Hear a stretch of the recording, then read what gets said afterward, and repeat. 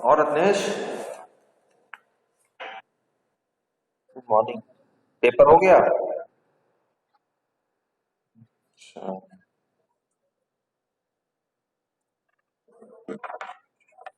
पढ़ाई वगैरह सही चल रही बेटे? हाँ, कितने परसेंट मार्क्स आए आपके? तो जितना पहले टोटल था उतना ही टोटल अभी भी है आपका, प्रीवियस टोटल? अच्छा। कोई दिक्कत तो नहीं है, कोई प्रॉब्लम है? ठीक, पढ़ते रहिए बेटा, एग्जाम का भी थोड़ा सा शेड्यूल वगैरह फॉर्म फिल कर दीजिए प्रॉपरली।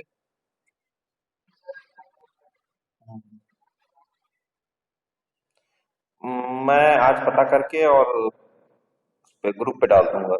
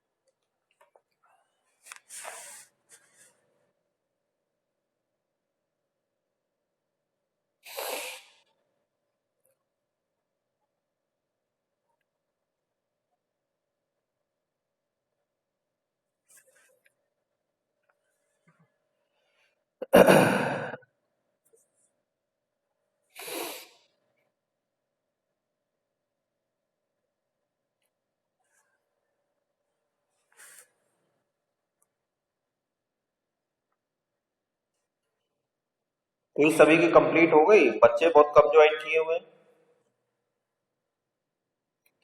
अनिल गुप्ता, फी सबमिशन का स्टेटस क्या है? तुम तो फ्राइडे बता रहे थे, रोज एक एक दिन बढ़ा रहे हो, क्या दिक्कत है?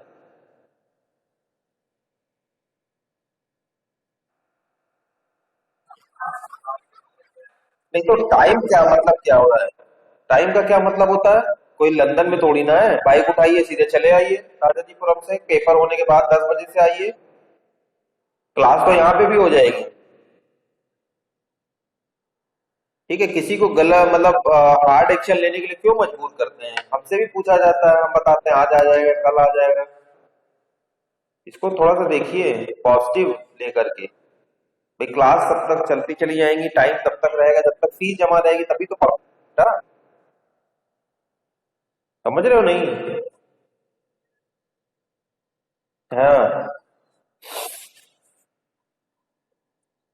ट्यूट शीट जमा हो गई आपकी?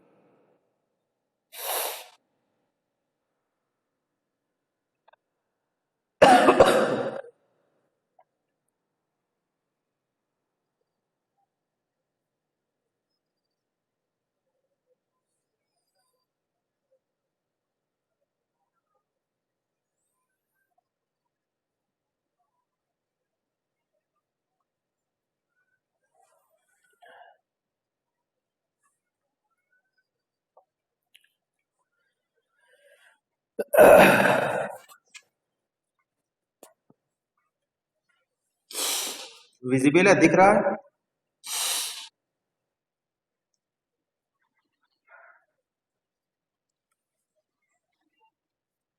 अभी तक लोग ज्वाइन कर रहे हैं।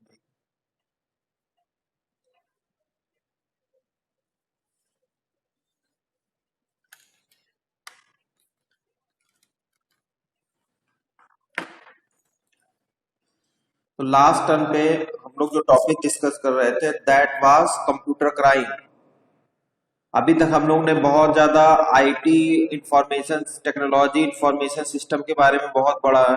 Now come to the crime when we are going to use information technology or the IT technology to develop our information system, there may be some situation or the condition or some, आप कह सकते हैं आपका थोड़ा सा casual approach causes long term आपका loss हो सकता है। साथ ही साथ there is always possibility to failure of system.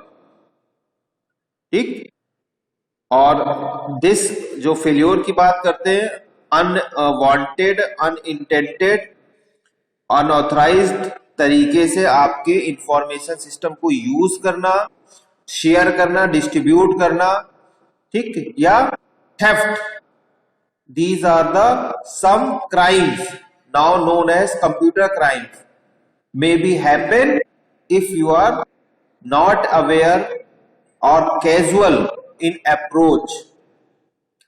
So first of all I already told you जो पहला क्राइम जो आता है जिस कैटेगरी में, या जो हम लोग पहले डिस्कस कर लेते हैं टाइप्स क्या हो सकता है कंप्यूटर क्राइम का, वो पहला टाइप आपका होता है अनऑथराइज्ड यूज।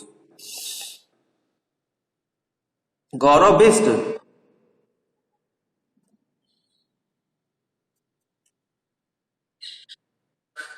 मैं कल आपको कॉल कर रहा था तो आपका फोन नहीं लग रहा था, क्या दिक्कत थी? जो आपने नंबर दिया हुआ है वो नंबर कल आपका उठ नहीं रहा था।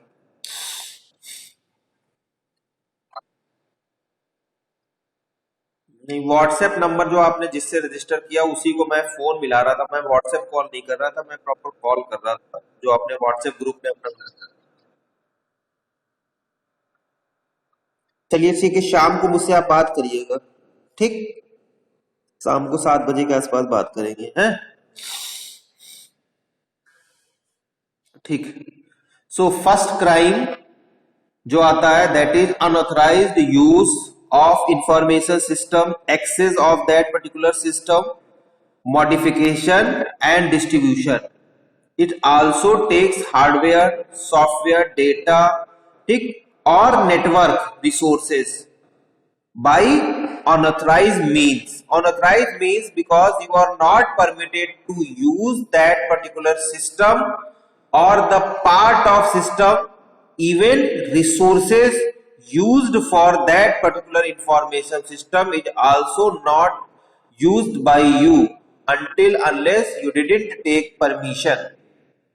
ठीक, प्रायर अगर आपने परमिशन नहीं ली, आपके पास परमिशन नहीं है, तो अगर आप उसको यूज करते हैं तो वो अनऑथराइज्ड यूज कहलाता है। इवन आप जब रेफर करते हैं तब भी कंटेंट जब आप रेफर करते हैं उसमें भी आपको परमिशन लेनी पड़ती है। So these type of activities comes into the computer crime. ये पहली जो है वो मेन क्राइम है किसी भी तरीके से। इवन जब आप लोग रिसर्च पेपर लिखते हैं तो रिसर्च पेपर में रिसर्च 2 टाइप से होती है, या तो किसी भी टॉपिक का ओरिजिन आपको पता होना चाहिए, आपने उसको इंट्रोड्यूस किया हो, और दूसरी टाइप की जो रिसर्च होती है कि वो ऑलरेडी एग्जिस्टेंस में कोई टॉपिक है, या आप जैसे मैं बताता हूं अभी, ये सभी लोग आप फ्यूचर स्कोप लिखेंगे जब भी अपना सॉफ्टवेयर बनाएंगे, इंफॉर्मेशन सिस्टम डेवलप करेंगे, आपका 4 सेमेस्टर के समर ट्रेनिंग में और 5th सेमेस्टर में आएंगे, वहां पे भी एक प्रोजेक्ट डेवलप करना पड़ेगा फॉर मेजर प्रोजेक्ट 5th और 6th तक। तो उसमें हर प्रोजेक्ट में आपको फ्यूचर स्कोप लिखा जाता है, फ्यूचर स्कोप आपको लिखना पड़ेगा कि जो आपने बनाया है इसके बाद भी इसमें हो सकता है, and you are very well know that fact there are some limitation और द बाउंड्री, तो आप वहां तक नहीं पहुंच पाए। तो जो दूसरा टाइप का रिसर्च होता है उसमें दूसरे के स्कोप लिमिटेशंस को आपको हाईलाइट करना पड़ता है और फिर उसको आगे बढ़ाना पड़ता है। उस केस में भी आप उस पर्टिकुलर सॉफ्टवेयर टेक्नोलॉजी को रेफर करते हैं, समझ रहे हैं? तो उसको रेफर करना होता है जब भी आप किसी की भी ऑलरेडी इंट्रोड्यूस्ड टॉपिक, उसका कोई काम, मॉड्यूल यूज करते हैं। अगर प्रायर परमिशन या रेफर नहीं करते हैं, रेफर का मतलब उसको बता करके उसकी नॉलेज में है, तो ये अनऑथराइज्ड एक्सेस या यूज कहलाता है। और हम लोग तो टेक्नोलॉजी जब बात करते हैं, कोडिंग की बात करते हैं, still there are lot of platforms and websites available to copy that code, copy the template of that particular code. लेकिन उसके बाद भी कुछ ऐसी साइट्स होती हैं जो आपके ऊपर कोई ना कोई डिफामेशन का केस कर सकती हैं, या कोई भी और जो नोटिस आपको इशू कर सकती हैं अगर आपने उनको अवेयर नहीं कराया या उनकी नॉलेज में ये बात नहीं डाली। ठीक, मैं आपको पहले से बताया हूं कि बहुत सारे लोग कॉपी पेस्ट करके ही सॉफ्टवेयर बनाते हैं।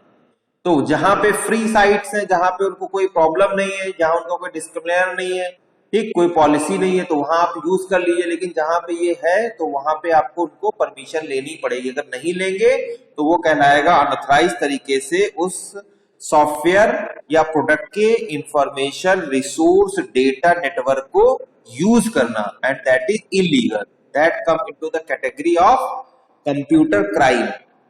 ठीक, सेकेंड, ये सब कुछ हमने बता दिया, लेकिन फिर फर्दर हम आप इसको कैटेगराइज कर दे रहे हैं। सेकेंड जो मेन क्राइम आ जाता है that is unauthorized copying of software. Software की बात करते हैं तो वो सॉफ्टवेयर जो कि यूज होते हैं for development of your information system. ठीक, कोई भी पैकेज हो, कोई भी सॉफ्टवेयर का पैकेज हो या टूल हो, वो अगर आप करते हैं that is known as pirated version, और ये भी कंप्यूटर क्राइम की कैटेगरी में आता है। एक सर्वे निकला था बहुत पहले, जब बिल गेट्स कभी किसी समय the richest person of the world, तो उस समय ये सर्वे आया था कि अगर बिल गेट्स रिचेस्ट पर्सन है, लेकिन इसके बाद भी अगर सब लोग ओरिजिनल वर्जन लें, पायरेटेड वाला जो ये कॉपी सीडी वगैरह ना लें, जो नाजा में 40-40, 50-50 रुपए में एक जमाने में सीडी मिल जाया करती थी, ठीक, तो वो और ज्यादा रिचेस्ट पर्सन हो सकते हैं। और सबसे ज्यादा जो कंप्यूटर क्राइम जो होता है या अनऑथराइज तरीके से कॉपी पेस्ट जो चलता है, सॉफ्टवेयर जो आप कॉपी करते हैं, वो एशिया में, उसमें अपना जो इंडिया है वो बहुत बड़ा पायरेसी वाला हब बन गया है। बहुत सारे लोग, बहुत कम लोग होंगे, अगर आप कंपेयर करेंगे तो बहुत कम लोग होंगे जो एक्चुअल में original authenticated version software use करते हैं। ठीक है, ज्यादातर लोग पायरेटेड वर्जन ही यूज करते हैं।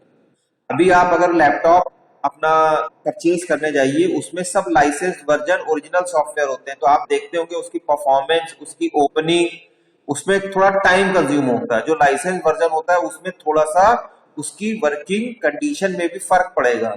वो अपने सारे जो है वो क्या कहते हैं, starting tools, license, keywords, keys, इन सबको चेक करता है ऑनलाइन और फिर जाके फंक्शनल होता है। लेकिन जो आपका पायरेटेड वर्जन होता है वो क्विक रिस्पॉन्स देगा आपको, कोई चेकिंग नहीं होती है और आपको लगता है मेरा सिस्टम बहुत फास्ट चल रहा है। लेकिन अगर सिस्टम बहुत फास्ट चल रहा है विदाउट एक्सेसिंग, तो इसका मतलब ये है कहीं ना कहीं आप पायरेटेड वर्जन यूज कर रहे हैं।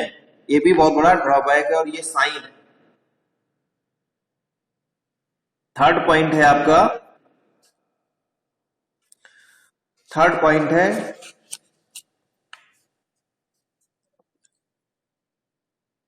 डायनेमिक अनऑथराइज्ड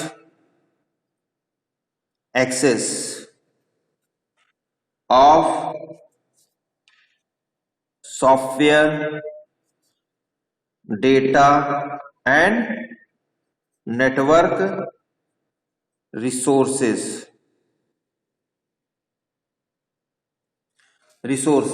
डायनेमिक का मतलब आप जो डाउनलोड करते हैं, जो आप डाउनलोड कर रहे हैं, तो जब आप डाउनलोड करते हैं तो वो भी लाइसेंस वर्जन सॉफ्टवेयर ही आपको डाउनलोड करना होता है हमेशा।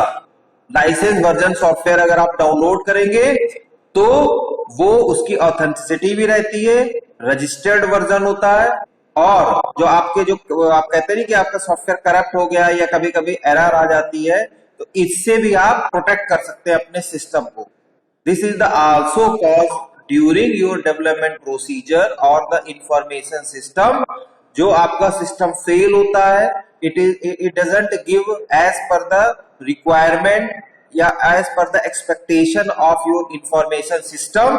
ये बहुत सारे फेल्योर यही कहलाते हैं क्योंकि आपने उसको लाइसेंस वर्जन सॉफ्टवेयर या टूल या हार्डवेयर आपने यूज नहीं किया है। अगर आप प्रॉपरली लाइसेंस वर्जन एक ऑथराइज्ड साइट से ही टूल्स और सॉफ्टवेयर को परचेज करेंगे, रिसोर्सेज डेटा जहां से आपको लेना है वो आप एक लाइसेंस वर्जन और साइट ऑथराइज्ड साइट से आप लेंगे, जो आपका वेंडर है it is also registered, then जो आपका सॉफ्टवेयर फेल्योर या जो रिस्पॉन्स टाइम की बात होती है वो हमेशा इफेक्टिव होगी, रादर देन कि आपने कहीं से भी पायरेटेड वर्जन लिया है या डेटा भी कहीं आपने प्रॉपर तरीके से ऑथेंटिकेट नहीं कराया, तो वो आपको कहीं ना कहीं हार्मफुल होगा। And it is always risky to use that type of resources for your software development procedure. Understand? ये चीजें, that's why I am saying कि हमेशा authorized version of software, authorized company, registered company, vendor, इनसे ही आपको tools, software, database या resources लेने हैं या एक्सेस करने हैं। अदरवाइज ये आपको काफी परेशान करेंगे और बाद में आपके अकॉर्डिंग जो आपकी एक्चुअल नीड है उसके अकॉर्डिंग आपको रिजल्ट नहीं मिलेगा। Now come to the example of computer crime. These are some fact or activities comes into the category of computer crime। now come to the actual computer crime कि होता कैसे। पहला है theft of money। theft of money, this is another type of computer crime। पैसे की चोरी। ठीक, अब पैसे की चोरी कैसे होती है? एक तो मैंने आपको तरीका ये बताया, एक तो मेथड ये बताया कि आप लाइसेंस वर्जन सॉफ्टवेयर यूज नहीं कर रहे हैं, अनऑथराइज तरीके से इंफॉर्मेशन एक्सेस कर रहे हैं, तो ये जो पैसा बच रहा है, ये जो थर्ड पार्टी आपको जो 40-40 रुपए में सीडी बना के दे रही है या जो कॉपी पेस्ट का ऑप्शन दे करके आपके पैसे को बचा रही है, ये actually it is the act of theft. ये जो है एक्ट ऑफ थेफ्ट है, और थेफ्ट किस चीज का है? मनी का। ठीक, there are also some crime, suppose you are sending or transferring your money to the another system or the user by using your information system, but there are some breaches or the drawbacks, or you are not following proper instruction as per the RBI guideline। also you allowed unauthorized user to access or use your payment gateway or the software। this is also harmful and known as the theft of money। उसमें user का पैसा भी जाएगा, साथ ही साथ अगर आपने रूल ब्रेक किए प्रॉपर तरीके से उसको यूज नहीं कर रहे हैं तो वो भी एक्ट जो है आपका थेफ्ट ऑफ मनी में आएगा, और इससे आपको भी नुकसान होगा, गुडविल आपकी डाउन हो जाएगी into the market. Second category है theft of services. Theft of services, this जो है this type of example of computer crime is known as when you are stealing services of your vendor without paying him its actual cost. जब आप actual cost के बिना उसकी service को use करते हैं, अलग गलत तरीके से उसकी सर्विसेज को यूज करते हैं, या आपको कोई यूज कर लेता है, आपका डेटा कहीं दूसरी तरीके से यूज कर लेता है without any proper mechanism, then this kind of computer crime is known as theft of services. बिना बताए, बिना एक्चुअल पे किए हुए, बिना रजिस्ट्रेशन के आपने जो सर्विस यूज करी, this category of theft is known as theft of services. Next है थेफ्ट ऑफ सॉफ्टवेयर। ये मैं आपको ऑलरेडी बता चुका हूं, सॉफ्टवेयर की चोरी, जो कॉपी कर लेते हैं, लाइसेंस वर्जन नहीं रखते हैं, ये सब एग्जाम्पल हैं। एक तो तरीका क्या है, किस कैटेगरी में आते हैं, और दूसरा एक्चुअल में चोरी कौन कौन सी होती है। सॉफ्टवेयर की चोरी होती है, सॉफ्टवेयर की चोरी मैंने ऑलरेडी बताया, लाइसेंस वर्जन यूज नहीं कर रहे हैं, सीडी बना ली, एक सीडी को राइट कर लिया।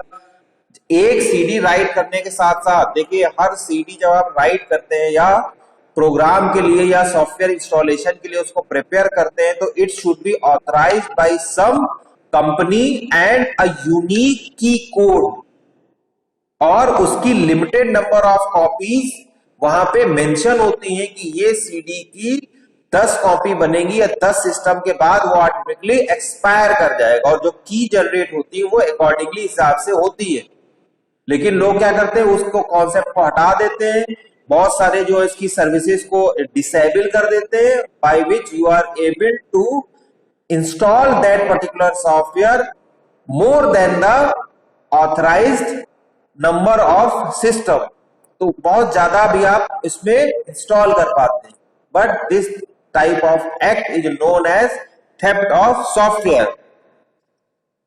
फिर है थेफ्ट ऑफ डेटा, ये बहुत इंपॉर्टेंट होता है, डेटा की चोरी करना। वो आप सभी लोग अवेयर हैं, हम सभी लोग इसका एक पार्ट है कि कभी कभी बिना हमको बताए हुए आपसे बात करेंगे और आपकी डिटेल नोट कर लेते हैं। आई एम नॉट सेइंग कि वो हर समय आपको किसी मनी के फॉर्म में या किसी और तरह से ही आपको परेशान करेंगे कि आपका पैसा निकालना ही है। इसके अलावा भी ये आपके डेटा को कहीं दूसरी जगह यूज करते हैं, किसी दूसरे पर्सन को आप इसको क्या करते हैं, बेच देते हैं, सेल आउट कर देते हैं इस डेटा को, आपकी पर्सनल इंफॉर्मेशन को भी दूसरी सर्विसेज कंपनीज को सेल आउट कर देते हैं। आपको कभी कभी लगता है कि मेरे पास ऐसी जगह से फोन आ गया जिस साइट को मैंने कभी एक्सेस ही नहीं किया।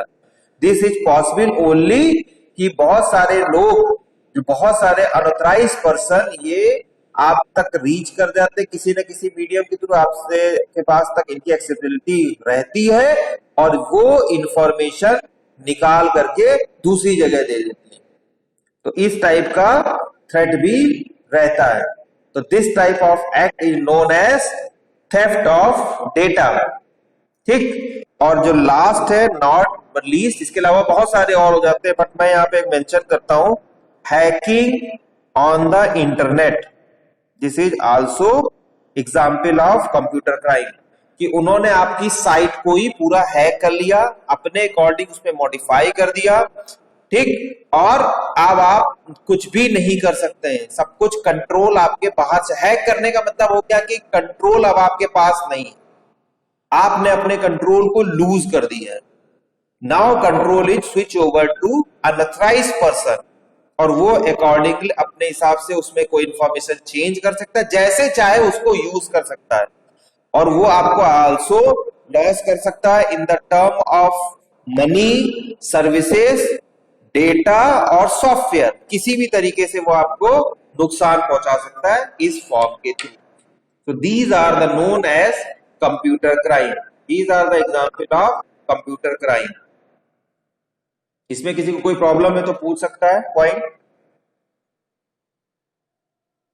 सारे पॉइंट क्लियर हैं। देखिए, कंप्यूटर क्राइम का मतलब ही यही हो गया कि अनऑथराइज तरीके से इंफॉर्मेशन सिस्टम को यूज करना, और इंफॉर्मेशन सिस्टम को यूज करने के साथ साथ दूसरे तरीके से, गलत तरीके से उसको एक्सेस करना, उसके थ्रू चोरी करना, उसकी सर्विसेज को, डेटा को रॉन्ग आप कह सकते इंटेंशन से यूज करना, this is known as computer crime.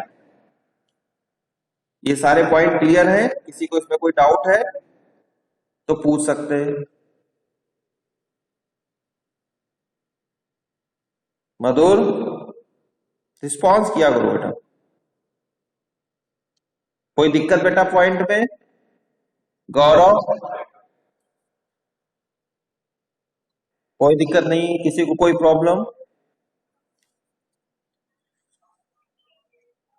वैष्णव, ठीक है, आप तैयार रहिए। Now I am going to discuss the there are 4 important topic, that is supply chain management, computer relationship management, enterprise resource planning and procurement management. These are the 4 important topics जो मैं अभी discuss करने जा रहा हूं। बहुत important है, और ये इंपॉर्टेंट है इन also point of view software development procedure. जैसे ईआरपी है, ईआरपी अपने आप में एक अपने आप में सॉफ्टवेयर का नाम है, एक प्रोडक्ट का नाम है, you can say that. Supply chain management अपने आप में एक प्रोडक्ट का नाम है। सीआरएम, कस्टमर रिलेशनशिप मैनेजमेंट या मैनेजर, एक अपने आप में प्रोडक्ट का नाम है, ठीक। प्रोक्योरमेंट मैनेजमेंट एक प्रोडक्ट का नाम है। तो इसको समझना बहुत जरूरी है, और इस पे बेस्ड सॉफ्टवेयर बनते हैं। Actually you can say that this is the category of the software, ठीक है। So come to the another important topic known as supply chain management,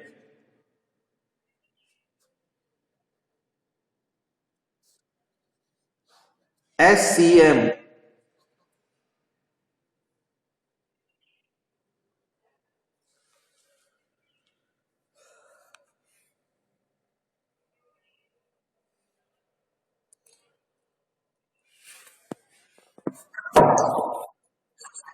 हाँ वैष्णव, शेयर करो बेटा जरा।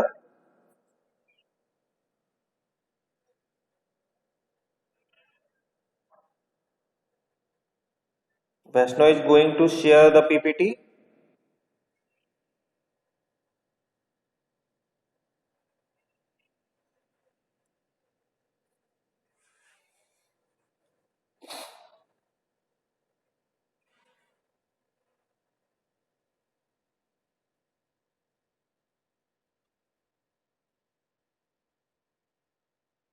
यस, आप सभी लोग को शो हो रहा है पीपीटी बेटे?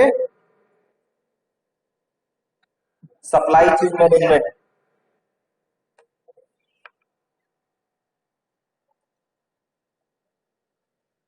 हाँ, थोड़ा सा आगे बढ़ाओ बेटा वैष्णव,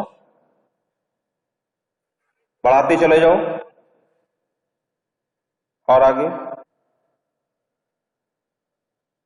बढ़ाते चले जाओ बेटा, कंटेंट आने दो बस।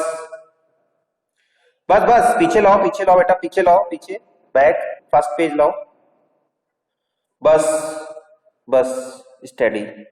बहुत सोच करके, बहुत ढूंढने के बाद मैंने ये पीपीटी लिए, बिकॉज दिस जो आपकी बुक में I will also send you note, जो कि बहुत स्मॉल फॉर्म में है, तो ये कॉन्सेप्ट दिया हो गया है, लेकिन I want to discuss in detail because it will be useful and helpful for your software development point of view.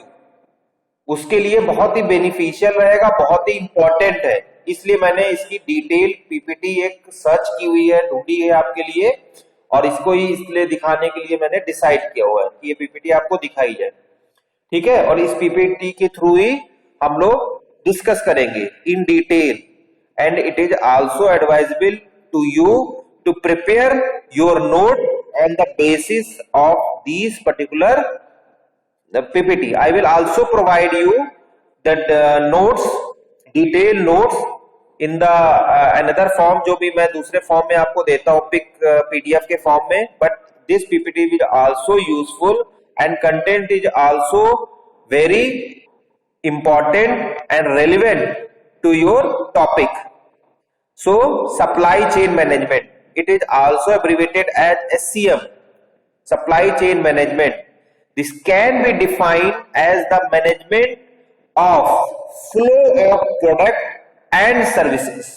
Supply chain management का मतलब क्या होता है कि अगर आपका डेवलपमेंट का कोई एक मॉड्यूल या प्लेटफॉर्म है या आपकी कोई इंडस्ट्री है, ऑर्गेनाइजेशन है, तो वो प्रोडक्ट को डेवलप करे और डिफरेंट डिफरेंट मोड के थ्रू, भाई आपका जो है मेन टारगेट क्या है कि ऑर्गेनाइजेशन या कंपनी में सॉफ्टवेयर आपका डेवलप हो और एंड यूजर तक या कस्टमर तक वो पहुंच जाए, ठीक, या शॉप तक पहुंच जाए।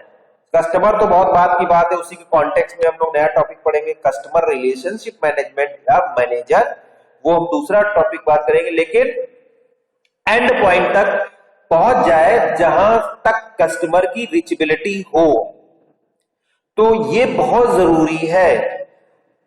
हमारे केस में एज ए सॉफ्टवेयर डेवलपर हम लोग डायरेक्टली कस्टमर से इंटरेक्ट करते हैं, but also there is a chain of people, number of people involved from the development procedure up to the delivery of the product to your client. So it begins from the origin of product and ends at the product's consumption, यानी customer तक पहुंच जाए, customer उस software को use करने लगे, अगर product है तो उसको यूज करने लगे। It also comprises movement and storage of raw materials. In our case I already told you, software जो है वो डेवलप होता है, इट इज नॉट जो है मैन्युफैक्चर्ड एज क्लासिकल सेंस। तो हमारे यहाँ रॉ मटेरियल कुछ नहीं होता है, ऑलरेडी डेवलप्ड प्रोडक्ट होते हैं। लेकिन जहां पे कंपनीज रॉ मटेरियल में डील करती हैं वहां उसका स्टोरेज, हमारे यहाँ स्टोरेज होता है वो डेटा का स्टोरेज होता है, हमारे यहाँ जो स्टोरेज होता है वो डेटा का स्टोरेज होता है। That are involve in work in progress, inventory, inventory हमारे यहाँ पूरा एक मॉड्यूल होता है, इन्वेंट्री जो आपका बिलिंग होता है पूरा, ठीक है, एंड फुल्ली फर्निश्ड गुड्स और द प्रोडक्ट। हमारे एंड पे एज अ डेवलपर साइड हमारा जो गुड होता है वो होता है प्रोडक्ट। प्रोडक्ट, वाई वी से product, because software is supported with a well documentation, documented होता है। जो भी प्रोडक्ट हमेशा वही होता है जिसके साथ आपका यूजर मैनुअल होता है और द डॉक्यूमेंट आपका सपोर्ट में रहता है। The main objective of supply chain management is to monitor and relate production, distribution and shipment of products and services. So this can be done by organization or the companies with a very good and scheduled tight hold over internal inventories, production, distribution, internal production and sales. और ये सब जितनी activities है it also involve in software development companies और the organization also. भाई हमारे यहाँ भी इनिशियल इन्वेस्टिगेशन होता है, जो कस्टमर से हम लोग डील करते हैं, डील के बाद हमारे यहाँ हायरार्की बनी होती है, एसडीएलसी होता है, एसडीएलसी के सारे स्टेप का मतलब टीम उसी तरह से कॉन्स्टिट्यूट होती है, एनालिस्ट एनालाइज करता है, डिजाइनर उस प्रोडक्ट को डिजाइन करता है, ठीक, डिजाइनर के बाद जो आपका प्रोग्रामर होता है वो कोड करता है उसको, डिजाइन जो डिजाइनिंग उसको ट्रांसफॉर्म करता है into the working model, testing जो है टीम हमारी होती है वो टेस्ट करती है बाय यूजिंग डिफरेंट इनपुट्स, फिर डॉक्यूमेंटेशन पार्ट होता है, और ये सब काम इसमें से कुछ पैरेलली होते चलते जाते हैं, और फाइनली फिर यूजर को डिलीवरी दी जाती है। डिलीवरी के ड्यूरेशन में उसको ट्रेनिंग, इंट्रोडक्शन, प्रेजेंटेशन, डिमॉन्स्ट्रेशन, ये सब प्रोसीजर्स हमारे होते हैं। तब हम लोग कहते हैं इसको finally delivery of the product, and also side by side continuous maintenance procedure is going on, जिसको हम लोग कहते हैं सपोर्ट। सपोर्ट भी हम देते रहते हैं। As a software developer our work is not end till the, जब तक कि वो सॉफ्टवेयर यूजर आपके सॉफ्टवेयर को यूज कर रहा है तब तक हमारा काम खत्म नहीं होता है। हमारा ये काम नहीं कि हमने एक बार बेच दिया और यूजर को दे दिया उसके बाद हमारा रिलेशन ब्रेक हो गया। ठीक, तो थोड़ा सा हमको अपने हिसाब से भी इसको इंट्रोड्यूस करना है और ध्यान देना है। थोड़ा सा वैष्णव ऊपर करिए, इस फिगर को देखिए।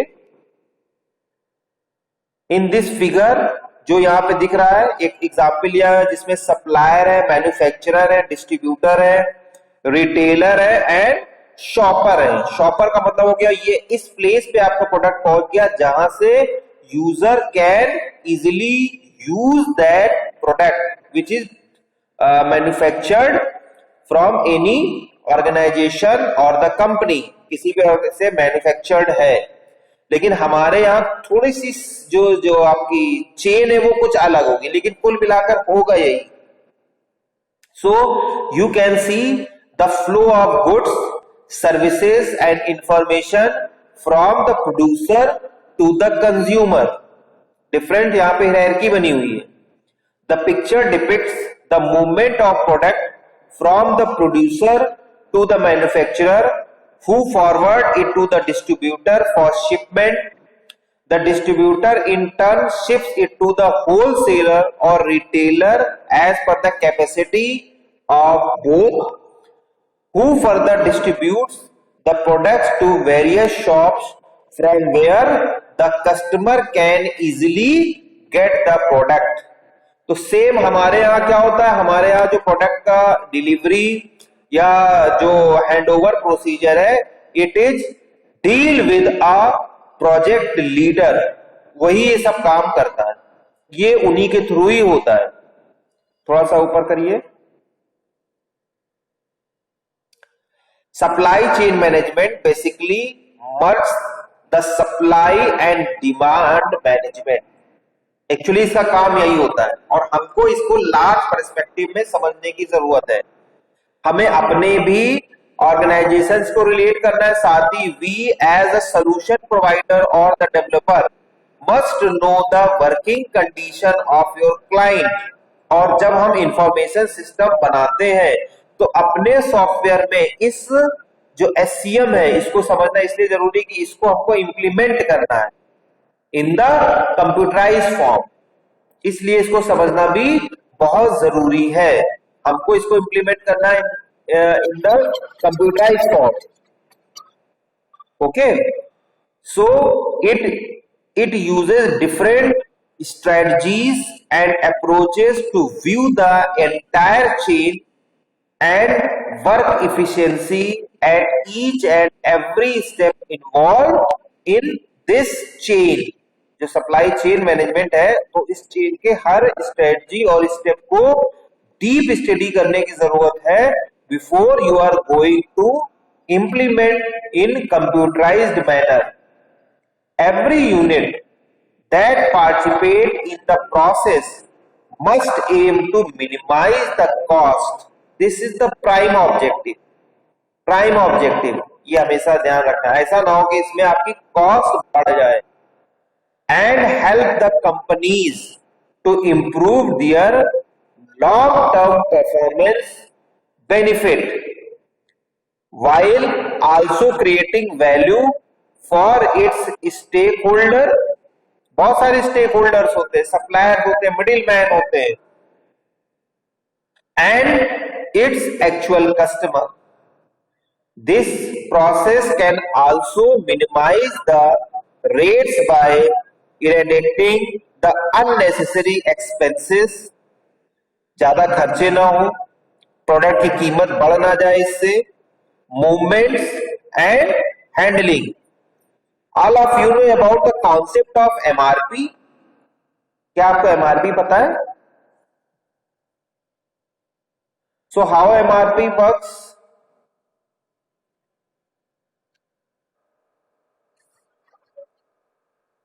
लेकिन उसके बाद भी आपको पता होना चाहिए, आपने बहुत जगह ये चीज फील की होगी कि जैसे कोल्ड ड्रिंक होती है, कोल्ड ड्रिंक की एमआरपी सपोज करिए 90 रुपीज है, बट आप कहीं थोड़े अलग जगह जाइए, एकदम मेन सिटी में ना जाइए, तो वो लोग देखिए 5 रुपए एक्स्ट्रा ले लेते हैं, वो 95 के देते हैं।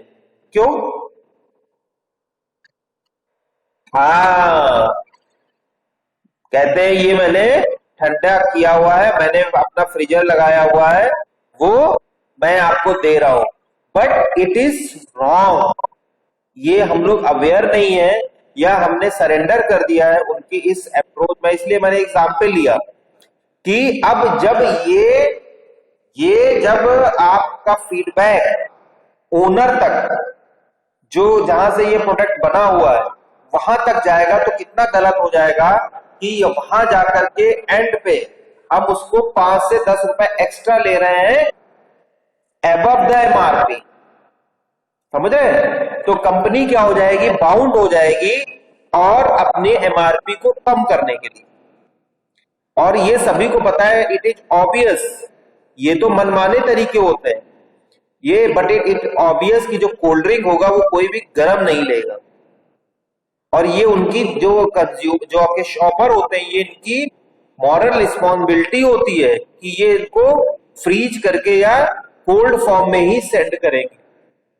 आपको पता है वो एमआरपी तक में ये होता है, उसमें उनकी वो कीमत लगी होती है। वो आपसे भी 5 रुपए लेते हैं, और वहां से भी जो इनके जो मेन डिस्ट्रीब्यूटर, जो थोक वाले होते हैं, ठीक है, जो आपके मेन जो होते हैं डिस्ट्रीब्यूटर, वो वहां से भी, जो जिनके पास बहुत बल्क से ये लोग माल उठाते हैं, वहां पे भी इनके 5-10 रुपए छूट जाते हैं बिफोर द मार्जिन, कि हम इसको ठंडा भी करते हैं, अपना फ्रिज वगैरह चलाते हैं।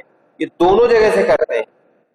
तो इस केस में इसलिए मैंने बोला कि यहाँ पे जो एक्स्ट्रा अननेसेसरी एक्सपेंसेस होते हैं उसको भी हमें हैंडल करना, और इसके लिए एक टीम बनी होती है, इन्वेस्टिगेशन टीम बनी होती है, उसका लाइसेंस कैंसिल हो जाता है।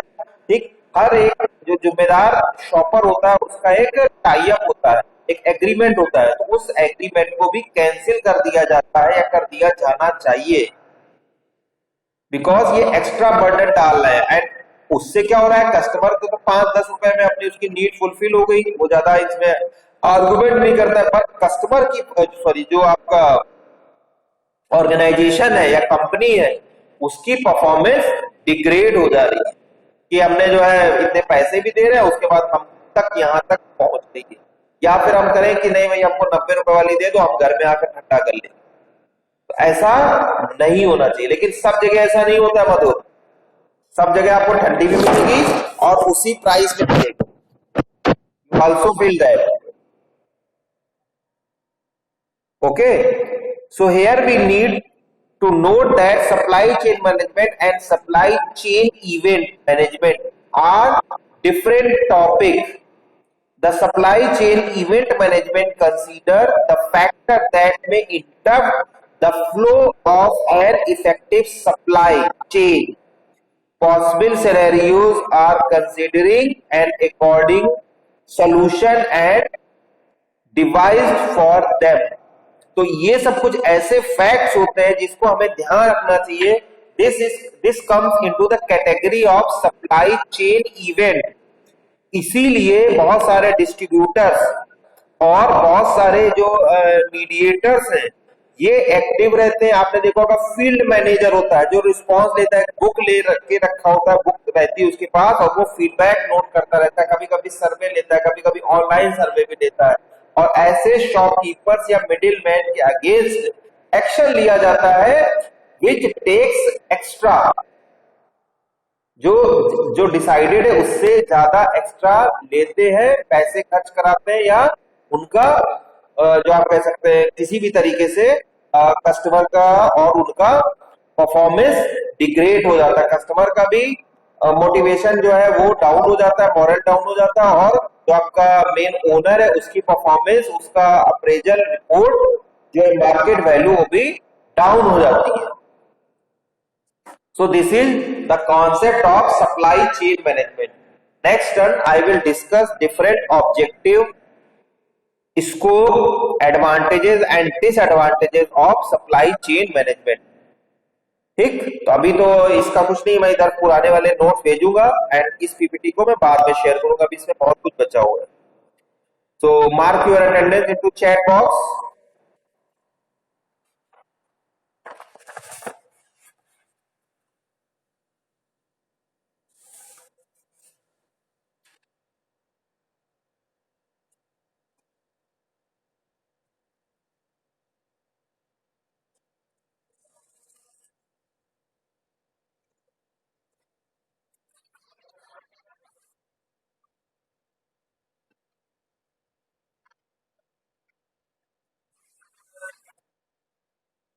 ठीक ठीक ठीक ठीक ठीक।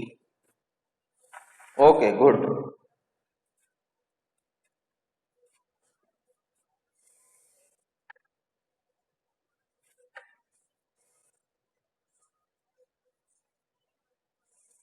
बहुत ध्यान से पढ़ते रहिए बेटा, एग्जाम भी जल्दी जल्दी होने वाले हैं।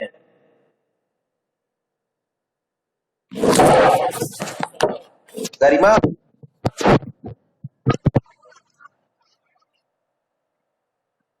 अभी आप पहले फॉर्म भर लीजिए, मैं आपको बताऊंगा, मैं पूछूंगा। ठीक है, आज मैं कॉलेज में ही हूँ और मैं बहुत सारी चीजें मैंने पूछनी भी है, तो मैं आपको सबको बता दूंगा। अभी आप अपना प्रोसेस कंप्लीट कर लीजिए। हम्म। और किसी की कोई दिक्कत हो तो वो, गरिमा पूरा कंप्लीट फॉर्म भर लिया बेटा? तो बाकी लोग की हेल्प करा देना, किसी की कोई प्रॉब्लम है तो। हाँ हाँ, बताओ सत्यम, बताओ भाई, आवाज पहचानते हैं।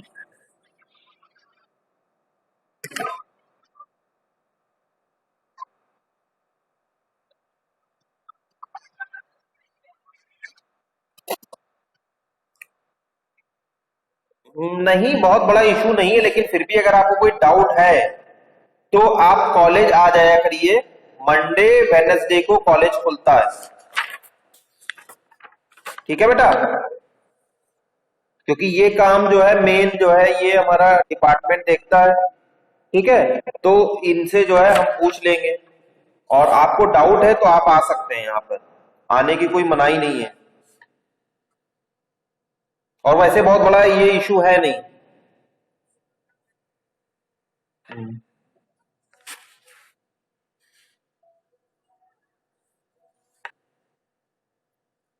जिन्होंने अटेंडेंस मार्क कर दी है वो चाहे तो अपना क्विट कर सकते हैं, दूसरी क्लास के लिए प्रिपेयर कर सकते हैं, और किसी की कोई क्वेरी है तो वो अपना वो पूछ सकता है। अटेंडेंस मार्क जरूर कर दीजिए, विदाउट मार्क्स अटेंडेंस लगेगी नहीं।